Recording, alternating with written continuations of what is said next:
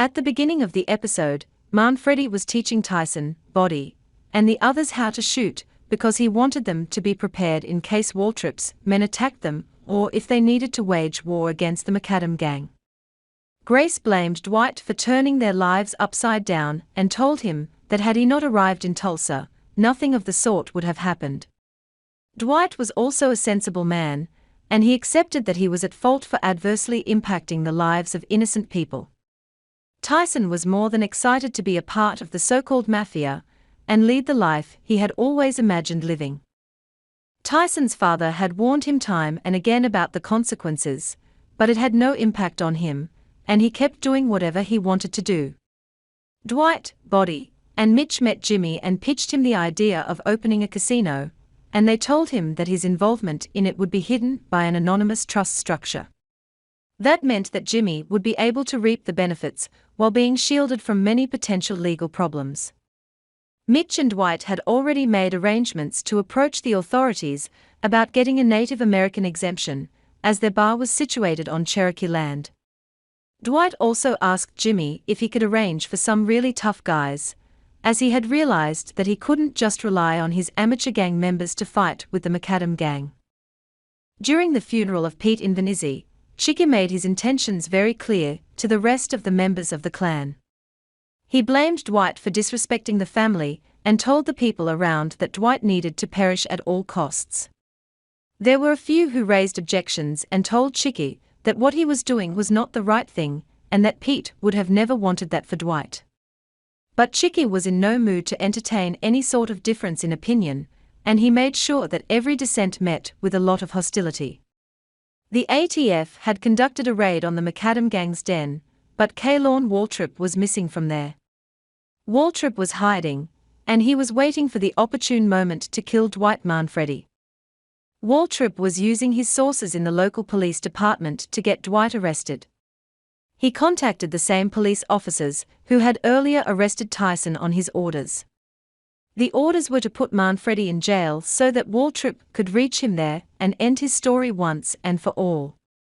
The police officers said that they couldn't do such a thing because they didn't have any incriminating evidence on Dwight. Waltrip was least bothered by what they had and what they didn't. He simply asked them to arrest Dwight and warned them that if they couldn't, they wouldn't live to see another day. The police officers decided to take their chances, as they knew that if they didn't act, Waltrip would not let them live in peace. They went to arrest Dwight and believed that he would get intimidated, but instead, Dwight just told them that if they wanted to be alive, then they should rethink whatever they were planning to do. The police officers helplessly stood there while Dwight took off in his own car. Jimmy was having second thoughts about letting Dwight use his name and entering into the casino business with him. Body told Jimmy that working with Dwight had its own set of advantages and disadvantages. Body stated that regardless of the trouble the man had landed him in, he had a knack for creating revenue out of thin air. Jimmy got persuaded and decided that he would take the risk and enter into an agreement with Dwight. Chicky called Dwight, and he expressed that he didn't want to fight any longer. Chicky used the word uncle when he was addressing Dwight on purpose, as he wanted to show his respect. He said that Dwight was the last vestige that was left of his father, and he didn't want the other families to take advantage of the situation. He said that he wanted to bury all the enmity that was there between them. Chicky said that he was willing to come and meet Dwight and show everybody that they were united. Chicky Invernizzi didn't have any intention of calling a truce, and he was just waiting for the opportunity to catch Dwight off guard and put an end to his story. Stacy had gone to the Macadam gang's den and asked Kaylorn Waltrip about what he had done with Roxy Harrington. Waltrip said that he was not obliged to answer any questions and treated the officers with utter disregard. Now Stacy had convinced the ATF that they had probable cause to conduct a raid and take Waltrip into their custody, as the leader of the Macadam gang had huge amounts of black money hidden in his residence. They conducted the raid, but couldn't find Waltrip there. Stacy went to meet Dwight and told him about the raid, and that there was a warrant out for Waltrip and Robbie Trucott. She told Dwight to end the conflict once and for all and let Waltrip be wherever he was. Dwight had gone out on a date with Margaret Devereaux, and Stacy was evidently feeling jealous because of it. They were busy catching up when Waltrip and Robbie arrived out of nowhere and fired shots at Stacy and Dwight. They wanted to kill Dwight, but Stacy came in between, and she got shot.